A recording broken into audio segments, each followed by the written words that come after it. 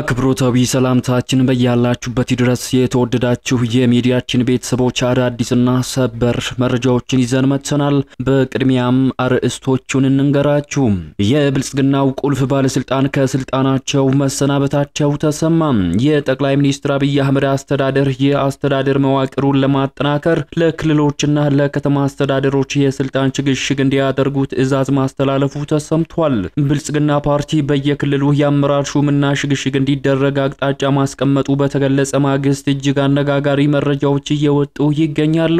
ከነዚህ መረጃዎች መካከል ለ4 ኪሎ ቤተ መንግስት ቅርበት ያላቸውና የጠቅላይ ሚኒስትሩ ወዳጅ ከስልጣናቸው መሰናበታቸው ተሰምቷል። እኚህ ባልተጠበቀ ሰዓት ከስልጣናቸው የተነሱት ባለስልጣን ማናቸው የሚለውን በዘገባችን ተካቷል። በዝርዝር ታደምጡታላችሁ። በተያያዘ ሰበር መረጃ አብይ አህመድ ያልጠበቁት ሆኗል። ጀነራሉ እንዲወገዱ ትዕዛዝም መውጣቱ ተሰምቷል። ይህ ትዕዛዝ የወጣው ደግሞ በኢትዮጵያና ኤርትራ መካከል ያለው ውጥረት ባየለበት ወቅት ነው።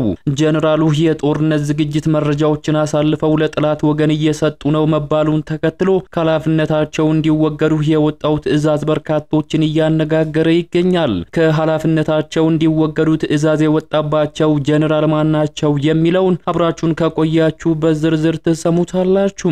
በሌላኛው ሰበር መረጃችን ደግሞ በአማራ ክልል በተለያዩ አካባቢዎች በመንግስት የጸጥታ ኃይሎችና በፋኖ ታጣቂዎች መካከል የሚደረገው ግጭት ተባብሶ ቀጥሏል። በክልሉ በመንግስት ኃይሎችና በፋኖ ታጣቂዎች መካከል እየተደረገ በሚገኘው ውጊያ ሰብአዊና ቁሳዊ ኪሳራዎችን እያስከተለ ዛሬም ተባብሶ መቀጠሉ ተገልጿል። የፋኖ ኃይሎች ጥቃት በፈጸሙባቸው አካባቢዎች ሁለት ቁልፍ ከተሞችን መቆጣጠራቸውና የክልሉ ባለስልጣናትን ጨምሮ የጦር አመራሮች መገደላቸውን እንዲሁም መማረካቸውን ገልጸዋል። በሌላ በኩል የፋኖ ኃይሎች የመጀመሪያውን ታንክ መማረካቸውም ተነግሯል። ታንኩ ከጋሼና ወደ ላሊበላ ጉዞ መጀመሩም ተሰምቷል። ብልጽግና በበኩሉ ክተት አውጇል። በርካታ ወታደሮች ወደ ሰሜን እየተላኩ መሆኑም ተሰምቷል። አሁናዊውን የጦርነት ሁኔታ አስመልክቶ ብልጽግና ያወጣው መረጃም ከፍተኛ መነጋገሪያ ሆኗል። ከግንባር የደረሱንን መረጃዎች በዘገባችን በዝርዝር እናስደምጣችኋለን። በሌላኛው ደግሞ ወልቃይትን በተመለከተ ሰበር መረጃ ተሰምቷል። ድምጻቸውን ከሚዲያ አጥፍተው የቆዩት የወልቃይቱ ሰው ኮሎኔል ደመቀ ዘውዱ ከአዲስ አበባ ጉድ ያስባለ መረጃን አሰምተዋል። ይሄ ዜና የተሰማው ጀነራል ጻድቃን ገብረትንሳኤ የጽምዶ ማጠንጠኛ ያለው ወልቃይት ላይ ነው ባሉ ማግስት ነው። በወልቃይት ጉዳይ ህወሓት የጀመረው እንቅስቃሴ እነ ኮሎኔል ደመቀን ያሳሰበ ሲሆን የፋኖ ኃይሎች በበኩላቸው በወልቃይት ጉዳይ ላይ አደገኛ ክፍፍል ውስጥ መግባታቸው ተሰምቷል። በተለይም በዘመነ ካሴ የሚመራው የጎጃሙ የፋኖ ቡድን በወልቃይት ጉዳይ እያራመደ የሚገኘው አቋም ለክፍፍሉ ምክንያት ሆኗልም ተብሏል። የወልቃይት ጉዳይ አሁንም ከፍተኛ ትኩሳትን የፈጠረ ክስተትም ሆኖ ቀጥሏል። በዝርዝር የምንመለከተው ሌላኛው መረጃችን ነው። የተወደዳችሁ የሚዲያችን ተከታታዮች እነዚህንና ሌሎች በርካታ መረጃዎችን በዚህ ሰዓት የመረጃ ጊዜ ወደ እናንተ እናደርሳለን። እንደተለመደው ቪዲዮ ላይክ እና ሼር በማድረግ አብራችሁን ቆዩ። አዲስ የሆናችሁ ደግሞ ሰብስክራይብ በማድረግ አዳዲስና ወቅታዊ መረጃዎችን ያገኙ። አሁን ወደ ዝርዝሩ እናመራለን። በቅድሚያም ወልቃይትን በተመለከተ ሰበር መረጃ ተሰምቷል። ድምጻቸውን ከሚዲያ አጥፍተው የቆዩት የወልቃይቱ ሰው ኮሎኔል ደመቀ ዘውዱ ከአዲስ አበባ ጉድ ያስባለ መረጃን አሰምተዋል። የወልቃይት ሰቲት ሁመራ ዞን አስተዳዳሪ አቶ እሸቴ ደምለውና ኮሎኔል ደመቀ ዘውዱ አንድ ላይ በመሆን ከአዲስ አበባ የወልቃይትን አሁናዊ ሁኔታና በቀጣይ ስለታቀዱ ጉዳዮች አስመልክተው መረጃን ሰጥተዋል። በሌላ በኩል የፋኖ ኃይሎች በወልቃይት ጉዳይ ላይ ክፍፍል ውስጥ መግባታቸውም ተሰምቷል።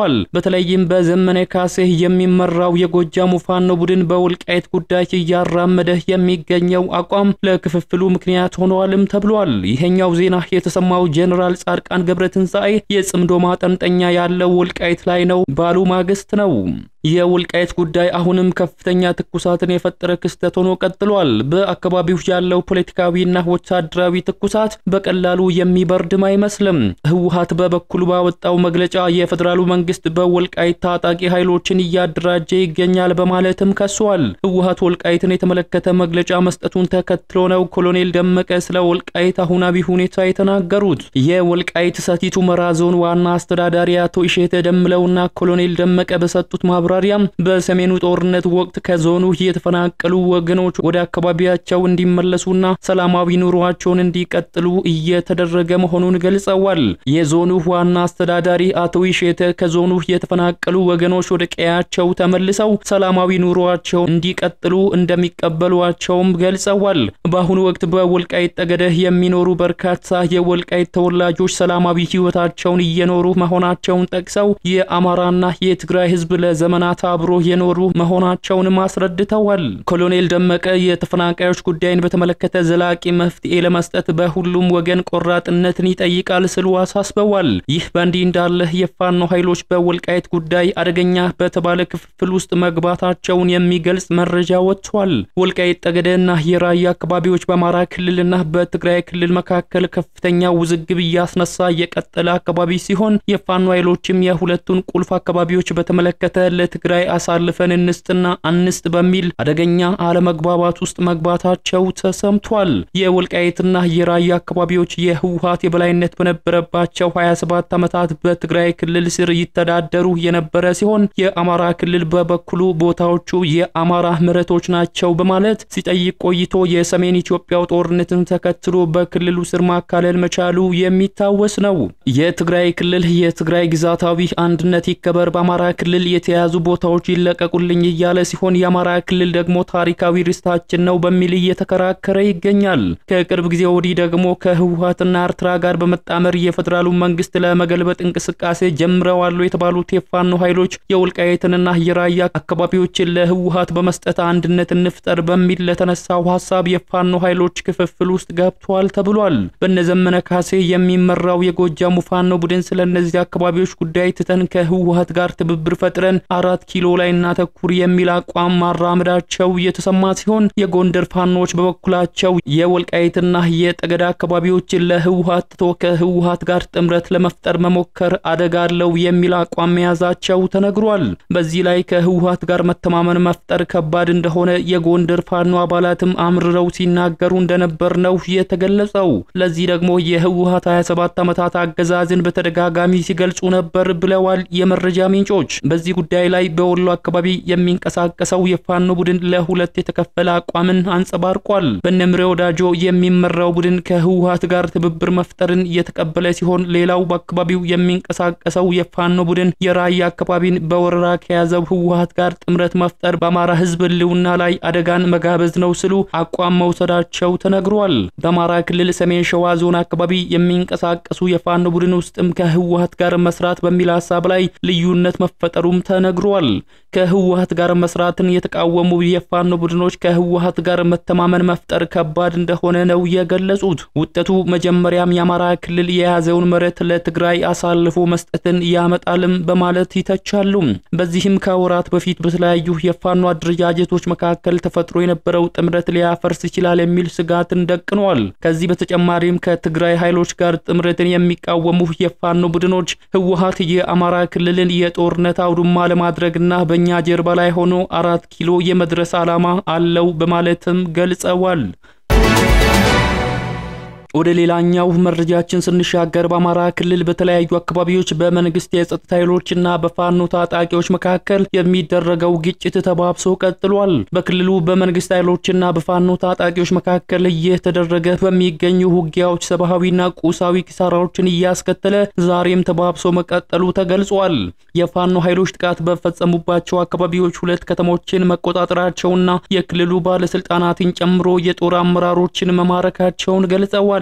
የፋኖ ታጣቂዎች የተለያዩ ከተሞችን መቆጣጠራቸውንና በክልሉ ባለስልጣናት ላይ ያልተጠበቁ ጥቃቶችን ፈጽመናል ሲሉ ገልጸዋል። የመከላከያ ሰራዊት ከፍተኛ አመራሮች በበኩላቸው ጽንፈኛ ባሏቸው ቡድን ላይ የተጠናከረ እርምጃ እየወሰዱ መሆናቸውንና ሰላምን የማስፈን ተልዕኳቸው ተጠናክሮ መቀጠሉን አስታውቀዋል። ከፋኖ ጋር ግንኙነት ያላቸው ምንጮች ባወጧቸው መግለጫዎች ታጣቂዎቹ በተለያዩ አካባቢዎች ወታደራዊ ስኬቶችን አስመዝግበናል ብለዋል። ጋሼና ከዋና ከተማው በስተቀር ወደ ከተማዋ የሚያስገቡ ዋና ቁልፍ ቦታዎች በፋኖ ቁጥጥር ስር ናቸው ሲሉ በቀጠናው የሚገኙ የፋኖ አመራሮች ገልጸዋል። ከትናንት በስቲያ መስከረም 28 ቀን 2018 ከጧት እስከ ምሽት ድረስ በመሃል ከተማዋ ሲደረግ የዋለው ውጊያ ትናንትናና ዛሬ ለጊዜው የበረደ ቢሆንም ነገር ግን በከተማዋ ዛሬም ውጥረት እንደነገሰ ነው። በከተማዋ የሰውና የተሽከርካሪ እንቅስቃሴ ቆመዋል። የንግድ ተቋማትም እንደተዘጉ ናቸው። በጋሼና ከተማ ተቆርጦ የቀረውን የ5 ወረዳ ሙሉ ካቢኔንና ወታደራዊ ኃይልን ለመታደግ መንግስት ስምሪት መስጠቱም ተሰምቷል። የመንግስት ኃይሎች ቀጠናውን ሙሉ በሙሉ ለመቆጣጠርና በከተማ ውስጥ ተቆርጠው የቀሩ የ803ኛ ኮር የሰራዊቱንና ከቀናት በፊት በኢትዮጵያ አየር መንገድ ንብረት በሆነው ቦይንግ አውሮፕላን ተጭነው ሹምሻሃ አየር ማረፊያ ከተራገፉ በኋላ ወደ ጋሼና ገብተው የነበሩ ኮማንዶዎች እንዲሁም በጋሼና ከተማ ተጠልለው የሚገኙ የ5 ወረዳ ካቢኔዎችን ለመታደግ የ4 እዝ ሰራዊት በየአቅጣጫው ከፋኖች ጋር እየተፋለሙ ይገኛሉ ተብሏል። በሌላ በኩል የፋኖ ኃይሎች የመጀመሪያውን ታንክ መማረክ ችለናል የሚል መረጃዎችን እያሰራጩ ይገኛል። በወሎ ቀጠና እየተደረገ የሚገኘው ውጊያ ከፍተኛ ደረጃ ላይ መድረሱም እየተነገረ ይገኛል። በቀጠናው እየተካሄደ በሚገኘው ውጊያ የፋኖ ኃይሎች አንድ ታንክ ማርከዋል የሚል መረጃም ቢያሰራጩም ግን የተረጋገጠ መረጃን ማግኘት አልተቻለም። ብልጽግና በበኩሉ በወሎ ቀጠና ከተታውጇል ተብሏል። በርካታ ወታደሮችም ወደ ሰሜን እየተላኩ ነው። የብልጽግና የመረጃ ምንጮች እንደሚያመላክቱት ከሆነ የሰሜኑ የኢትዮጵያ ክፍል ከኤርትራ እስከ አማራ ክልል የለየለት የጦርነት አውድማ ሊሆን ተቃርቧል ይላል። የሰሜኑ ኃይላት በአንድ ላይ ብልጽግና ላይ ዘመቻ ለመክፈት እንቅስቃሴዎችን በፍጥነት እያደረጉ እንደሚገኙም መረጃዎች ያመለክታሉ። በሌላ በኩል የፋኖ ኃይሎች መስከረም 27 ቀን 2018 ዓ.ም በምዕራብ ጎጃም ዞን የምትገኘውን ጅጋ ከተማን ሙሉ በሙሉ መቆጣጠራቸውን አስታውቀዋል። የከተማው ነዋሪዎችም የመንግስት ኃይሎች ከከተማው ከወጡ በኋላ የፋኖ ታጣቂዎች ብቻ እንደሚንቀሳቀሱ ተናግረዋል። በተጨማሪም በደቡብ ወሎ ዞን የምትገኘው ወራሂሉ ከተማን እንዲሁም ካባና ሰኞ ገበያ የተባሉ ከተሞችን በተመሳሳይ ቀን በቁጥጥር ስር ማዋላቸውን ገልጸዋል። ታጣቂዎቹ በደብረ ማርቆስ ከተማ የአንድ ባለስልጣን የጸጥታ አጃቢ ላይ እርምጃ መውሰዳቸውንና በማኑኤል ከተማም በአንድ አመራር ላይ ጥቃት ፈጽመው 2 የጦር መሳሪያዎችን መማረካቸውን አስታውቀዋል። ከዚህ በተጨማሪም የፋኖ ቡድኖች እንደ ዘንዘልማ ባሉ የባህር ዳር አካባቢዎች ከማህበረሰቡ ጋር ውይይት በማድረግ ድጋፍ ለማሰባሰብ እየተንቀሳቀሱ መሆኑን ገልጸዋል። በሌላ በኩል የኢፌዴሪ መከላከያ ሰራዊት ከፍተኛ ጀነራሎች በተለያዩ መድረኮች በመገኘት ሰራዊቱ የጽንፈኛ ቡድኑን እንቅስቃሴ በማክሸፍ የህግ የበላይነትን የማስከበር ስራውን አጠናክሮ መቀጠሉን ተናግረዋል። የጦር ኃይሎች ምክትል ጠቅላይ ኤታማዦር ሹም ጀነራል አበባው ታደሰ የደቡብ እዝ 21ኛ ጉና ክፍለ ጦር 30ኛ ዓመት የምስረታ በዓል ላይ በመገኘት ክፍለ ጦሩ በሀገሪቱ ሰላምን የማረጋገጥ ኃላፊነቱን በብቃት እየተወጣ መሆኑን ገልጸዋል። የምስራቅ እዝ ዋና አዛዥ ሌተናል ጀነራል መሐመድ ተሰማ በበኩላቸው በአማራ ክልል የሚንቀሳቀሰውን ቡድን የኢትዮጵያን ጠላቶች ተልእኮ ተቀብሎ ሀገርና ህዝብን እየወጋ ነው ሲሉ ወንጅለዋል። ሰራዊቱ በክልሉ ደቡብ ጎንደርና ጎጃም ዞኖች በመንቀሳቀስ በቡድኑ ላይ ጠንካራ እርምጃ እየወሰደ መሆኑንና ዘላቂ ሰላምን ለማረጋገጥ ወታደራዊ እርምጃን እንደሚቀጥል አስታውቀዋል። ሁለቱ ወገኖች የየራሳቸውን ወታደራዊ ስኬቶችን ይፋ እያደረጉ ሲሆን እነዚህ ተቃራኒ መረጃዎች እንደሚያሳዩት በአማራ ክልል ያለው የጸጥታ ሁኔታ አሁንም ውጥረት የሰፈነበትና ግጭቱም እንደተባባሰ ያመለክታሉ። ወደ ሌላኛው ሰበር መረጃችን ስንሻገር ደግሞ የብልጽግናው ቁልፍ ባለስልጣን ከስልጣናቸው መሰናበታቸው ተሰማ። የጠቅላይ ሚኒስትር አብይ አህመድ አስተዳደር መዋቅሩን ለማጠናከር ለክልሎችና ለከተማ አስተዳደሮች የስልጣን ሽግሽግ እንዲያደርጉ ትዕዛዝ ማስተላለፉ ተሰምቷል። ብልጽግና ፓርቲ በየክልሉ የአመራር ሹምሽርና ሽግሽግ እንዲደረግ አቅጣጫ ማስቀመጡ በተገለጸ ማግስት እጅግ አነጋጋሪ መረጃዎች እየወጡ ይገኛሉ። ከነዚህ መረጃዎች መካከልም ለ4 ኪሎ መንግስት ቅርበት ያላቸውና የጠቅላይ ሚኒስትሩ ወዳጅ ከስልጣናቸው ተነስተዋል የሚል መረጃ ወጥቷል። የብሔራዊ መረጃና ደህንነት ኃላፊው አምባሳደር ሬድዋን ሁሴን ከነባር ስልጣናቸው ተነስተው ለአዲስ ተልእኮ ዝግጁ መደረጋቸው ተገልጿል። አምባሳደር ሬድዋን ከነባር ስልጣናቸው እንደሚነሱ የተሰማው ጠቅላይ ሚኒስትር አብይ አህመድ አዳዲስ ሹመቶችን በስፋት እየሰጡ ባሉበት ወቅት ነው። ጠቅላዩ ከ2 ሳምንት በፊት ለብሔራዊ ባንክና ለመንግስት ኮሙኒኬሽን ቢሮ አዳዲስ ሰዎችን የሾሙ ሲሆን በቀጣይም 2 ቁልፍ ሹመቶችን እንደሚያደርጉ ይጠበቃል። አንደኛው ተጠባቂ ሹመት የብሔራዊ መረጃና ደህንነት ቢሮ ኃላፊ በመሆን ሲያገለግሉ የቆዩት አምባሳደር ሬድዋን ሁሴን ከብሔራዊ መረጃና ደህንነት ተነስተው የጠቅላይ ሚኒስትሩ የፖለቲካ ጉዳዮች አማካሪ ተደርገው መሾማቸው ነው። ለጉዳዩ ቅርበት ያላቸው የመረጃ ምንጮች አምባሳደር ሬድዋን የአብይ አህመድ የፖለቲካ ጉዳዮች ዋና አማካሪ ተደርገው መሾማቸው በቅርቡ ይፋ እንደሚደረግም ጠቁመዋል። አምባሳደር ሬድዋን ሁሴን በኢትዮጵያ መንግስት ውስጥ ከፍተኛ በከፍተኛ የስልጣን እርከኖች ላይ ያገለገሉ በሳል ፖለቲከኛ ሲሆኑ በየካቲት 2017 ዓ.ም ጀምሮ የብሔራዊ መረጃና ደህንነት አገልግሎት ዋና ዳይሬክተር ሆነው አገልግለዋል። ወደ መረጃና ደህንነት ከመምጣታቸው በፊት ከፍተኛ የመንግስት የሥራ ልምድ ያላቸው ሲሆን ከዚህ በፊት ከተሾሙባቸው ቁልፍ ቦታዎች መካከልም የኢትዮጵያው ጠቅላይ ሚኒስትር አብይ አህመድ የብሔራዊ ደህንነት ጉዳዮች አማካሪ ሆነው አገልግለዋል። በውጭ ጉዳይ ሚኒስቴር ውስጥም በመስራት ከሌሎች ሀገራት ጋር ባሉ ግንኙነቶችና በዲፕሎማሲያዊ ጉዳዮች ላይ ተሳትፈዋል። በፈረንጆቹ ከጁላይ 2018 እስከ ጁላይ 2019 ባለው ጊዜ ውስጥም በኤርትራ የኢትዮጵያ አምባሳደር ሆነው የሰሩ ሲሆን በተጨማሪም የወጣቶችና ስፖርት ሚኒስቴርና የመንግስት ኮሙኒኬሽን ጉዳዮች ጽህፈት ቤት ሚኒስትር ሆነው ሰርተዋል። አምባሳደር ሬድዋን በተለይም በ2022 ዓ.ም በደቡብ አፍሪካ ለተደረገው የፕሪቶሪያው የሰላም ስምምነት ውይይትም የመንግስት ዋና ተደራዳሪ በመሆን ትልቅ ሚናን ተጫውተዋል። በሌላኛው ሰበር መረጃችን ደግሞ አብይ አህመድ ያልጠበቁት ሆኗል። ጀነራሉ እንዲወገዱም ትዕዛዝ መውጣቱ ተሰምቷል። ይህ ትዕዛዝ የወጣው በኢትዮጵያና ኤርትራ መካከል ያለው ውጥረት ባየለበት ወቅት ነው። ጀነራሉ የጦርነት ዝግጅት መረጃዎችን አሳልፈው ለጥላት ወገን እየሰጡ ነው መባሉን ተከትሎ ከኃላፊነታቸው እንዲወገዱ የወጣው ትዕዛዝ በርካቶችን እያነጋገረም ይገኛል። ይህንን ትዕዛዝ ያወጡት ደግሞ የኤርትራው ፕሬዝዳንት ኢሳያስ አፈወርቂ መሆናቸው ተሰምቷል። ኤርትራ በኢትዮጵያ ላይ ጦርነት ለመክፈት ከህወሓትና የፋኖ ኃይሎች ጋር ጥምረት መፍጠሩ በስፋት እየተነገረ ሲሆን በተለይም ከትግራይ አመራሮች ጋር ጽምዶ የሚል ጥምረት መፍጠራቸውን ይፋ ካደረጉ ቆይተዋል። በጽምዶ ጥምረት ውስጥ ምስጢራዊ መረጃዎችን ለፌደራሉ መንግስት አሳልፈው እየሰጡ ናቸው የተባሉት የክልሉ ጊዜያዊ አስተዳደር ጀነራል ታደሰን ከስልጣን እንዲወገዱ ኢሳያስ አፈወርቂ ለህወሓቱ መሪ ዶክተር ደብረጽዮን ትዕዛዝ መስጠታቸው ተነግሯል። ይህንን ተከትሎም በህወሓት አመራሮች መካከል አደገኛ መከፋፈል መፈጠሩ እየተሰማ ሲሆን በክልሉ የስልጣን ሽኩቻ ማየሉም ተገልጿል። ከሁለት ዓመት ደም አፍሳሽ ጦርነት በኋላ በፕሪቶሪያው የሰላም ስምምነት የተቋጨው የሰሜን ኢትዮጵያው ግጭት በትግራይ ክልል አስተዳደር ውስጥ አዲስ የውስጥ ሽኩቻና የስልጣን ክፍፍል መፍጠሩም ተነግሯል።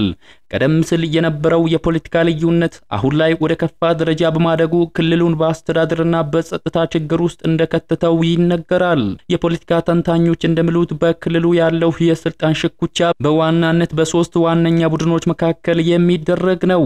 የመጀመሪያው ቡድን በዶክተር ደብረጽዮን ገብረሚካኤል የሚመራውና አንጋፋ የድርጅቱ ሰዎችን ያካተተው የህወሓት ቡድን ሲሆን ሁለተኛው ደግሞ በፕሪቶሪያው ስምምነት መሰረት ጊዜያዊ አስተዳደርን ይመሩ የነበሩት በአቶ ጌታቸው ረዳ የሚታወቅ ወገን ነው።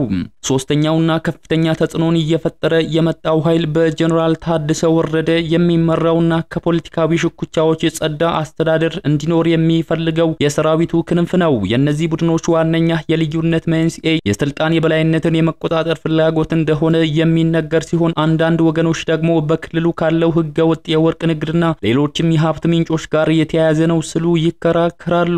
በጀነራል ታደሰ ወረደ በሚደገፉ ኃይሎች አማካይነት የአቶ ጌታቸው ረዳ ጊዜያዊ አስተዳደር ከስልጣን ከተገፋ በኋላ ክልሉ ግልጽ የሆነ የአስተዳደር መዋቅር በማጣት ከፍተኛ የሆነ የሥርዓት አልበኝነት እንደነገሰበትም የውስጥ ምንጮች ይገልጻሉ።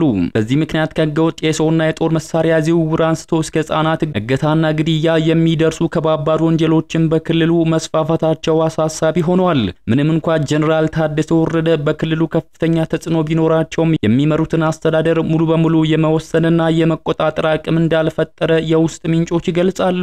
ጀነራሉ በአንድ በኩል ከፌደራል መንግስቱ ጋር በመደራደር የክልሉን በጀትና ድጋፍ ለማስቀጠል በሌላ በኩል ደግሞ ከተለያዩ የህወሓት ክንፎች ጋር በመነጋገር የውስጥ ሰላምን ለማምጣት በሚያደርጉት ጥረት የተወዛገበና ያልተረጋጋ አቋም እያንጸባረቁ ይገኛል ተብሏል። የትግራይ ክልል ከጦርነቱ ካገኘው ኢፎይታ ይልቅ በአመራሮቹ መካከል በተፈጠረው የስልጣን ሽኩቻ ምክንያት እንደገና ወደ አለመረጋጋት እያመራ መሆኑን መረጃዎች ያመለክታሉ። ይህ ሁኔታ ለክልሉ ህዝብ ዘላቂ ሰላምና መልሶ ግንባታ ትልቅ እንቅፋት እንደሚሆን ስጋታቸውን የሚገልጹ ወገኖች ቁጥራቸው ከጊዜ ወደ ጊዜ እየጨመረ መጥቷል። የተወደዳችሁ የሚዲያችን ተከታታዮች ለሰዓቱ ያዘጋጀንላችሁ መረጃዎች የተከታተላችሁትን ይመስሉ ነበር። ከሰዓታት በኋላ በሌሎች አዳዲስ መረጃዎች ዳግም እስከምንገናኝ በያላችሁበት መልካሙን ሁሉ ተመኘን።